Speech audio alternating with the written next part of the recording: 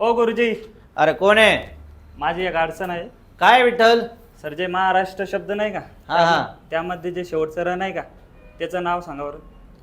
चला विद्यार्थी मित्रांनो, महाराष्ट्र शब्दामधील र च नाव काय असा आपल्या विठ्ठलचा प्रश्न आहे. र हा कंपित वर्ण आहे आणि र ला दंड नाही, म्हणजे दंड नसलेला वर्ण म्हणजे र आहे.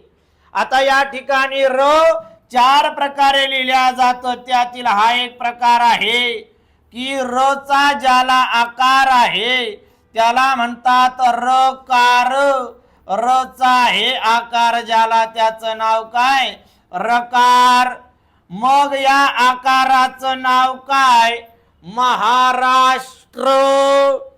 स्ट्र याचं नाव आहे रकार काकपद.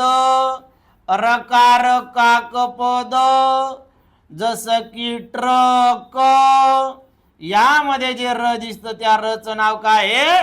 रकार काकपद. समजलंय?